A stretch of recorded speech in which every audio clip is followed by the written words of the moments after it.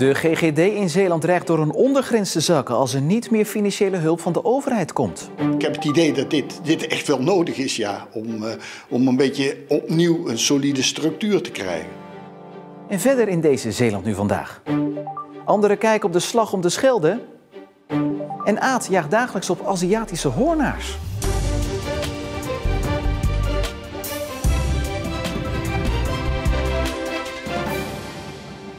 Goedenavond. Niet alleen gemeentes, maar ook het Rijk zou de portemonnee moeten trekken voor de GGD's.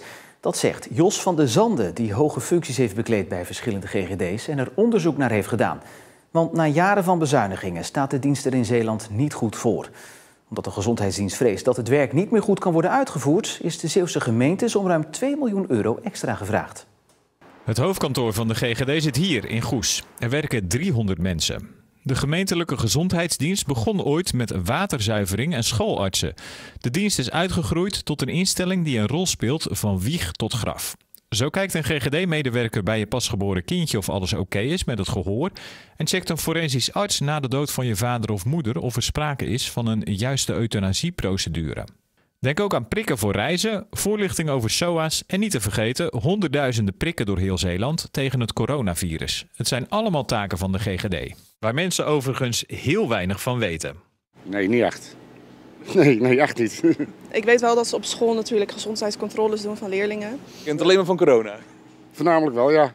De gezondheidsdienst krijgt elk jaar bijna 18 miljoen van de Zeeuwse gemeentes. Dat is niet langer genoeg. De gezondheidsdienst vraagt in een noodkreet 2,4 miljoen euro per jaar extra. Ik heb u al eerder verteld dat de rek eruit is bij de GGD. Maar nu is de bodem bereikt en dreigen we daar zelfs op onderdelen doorheen te zakken. Jos van der Zande uit Rosmalen heeft jarenlang bij verschillende GGD's hoge functies gehad. Hij heeft in 2015 onderzoek gedaan naar de staat van de GGD in Zeeland. Zijn conclusie ligt er niet om. Toen hadden ze maar 1 formatieplaats op algemene infectieziektebestrijding, terwijl dat minstens 2 formatieplaatsen moest zijn. Dus ik denk, daarna zijn die bezuinigingen nog gekomen. Dus ik weet niet wat er toen gebeurd is. Maar ik kan zomaar voorstellen dat dat toch behoorlijk slecht geweest is de laatste jaren. Voor meer personeel en ook meer management vraagt de GGD nu de miljoenen extra aan de gemeentes. Terecht, zegt Van der Zande. Ik heb het idee dat dit echt wel nodig is, ja, om een beetje opnieuw een solide structuur te krijgen. Maar het Rijk zou wel meer moeten bijspringen, zeker in Zeeland. Ik vind dat het Rijk hier ten aanzien van financiering ook een verantwoordelijkheid in heeft. Daar heeft het natuurlijk al regelmatig over gegaan, maar ze hebben die verantwoordelijkheid nog nooit genomen op deze manier. En zo moeten dan gemeenten die dun bevolkt zijn, die hebben niet minder risico. Wat dat betreft denk ik, dan moet er financiering van de Rijksoverheid komen. De komende tijd praten de gemeenteraden over de 2,4 miljoen extra per jaar. 15 december moet duidelijk zijn of dat geld er daadwerkelijk komt. Als het aan het college van BMW van Terneuzen ligt, komt de nieuwe locatie van het Lodewijk College bij het sportcomplex De Vliegende Vaart in Terneuzen. De middelbare school is dringend aan een nieuw gebouw toe.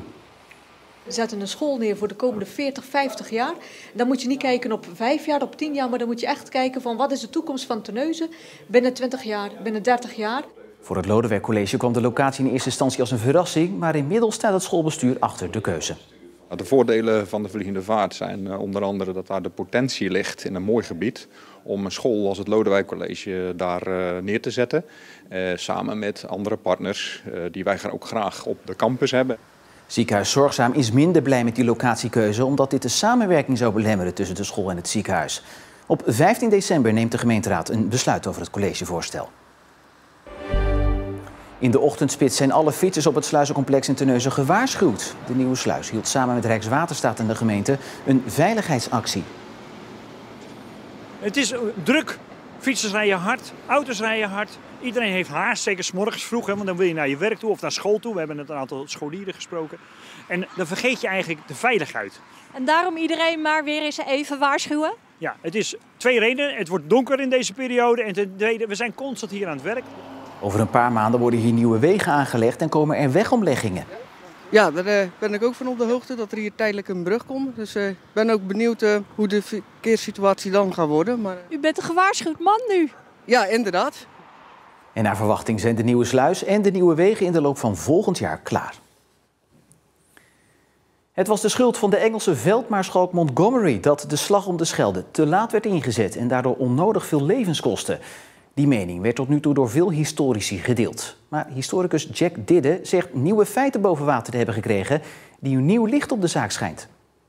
Hadden de geallieerden in september 1944 eerst de Scheldemonding vrij moeten maken om zodoende Antwerpen te kunnen gebruiken voor aanvoer van materiaal en troepen, om daarna pas door te moeten stoten naar Duitsland? Tot nu toe werd die vraag door historici beantwoord met ja. En de geallieerden maken dan een fout, want in plaats van zich met die monding bezig te houden, gaan ze zich met Arnhem bezighouden. En het was allemaal de schuld van veldmaarschalk Montgomery, bevelhebber van de Britse troepen. Hij alleen zette zijn zin door om eerst een brug over de Rijn in handen te krijgen met een mislukte operatie Market Garden als gevolg. Er waren anderen die het wel zagen. Ook Churchill heeft bijvoorbeeld geschreven, maak nu die havenmonding, de monding van de Westerschelde, zo snel mogelijk vrij. Montgomery vertikte het. Hij was volkomen gefixeerd op zijn plan om de brug bij Arnhem in handen te krijgen. Nee, het was niet Montgomery's schuld.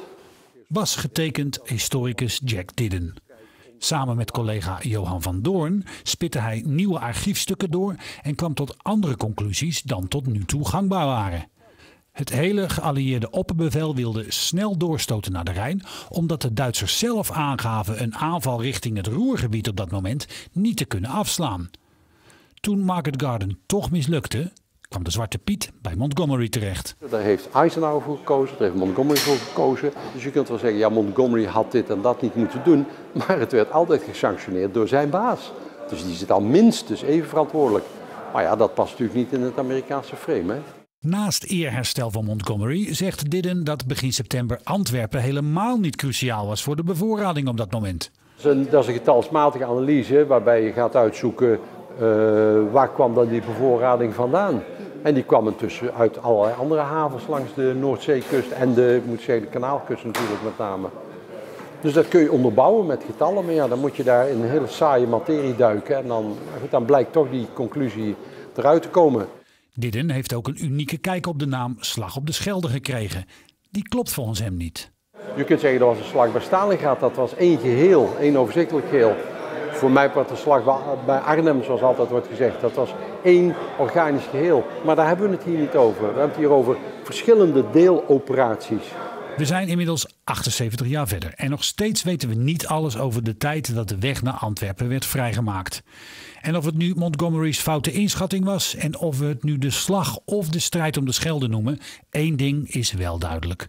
Het is en blijft een zwarte bladzijde in de geschiedenis van Zeeland.